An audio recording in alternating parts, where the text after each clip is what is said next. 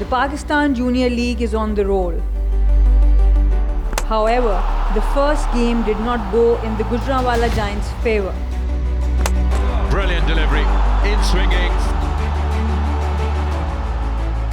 Despite the thrilling performance of Uzair Mumtaz, they could not take it all the way.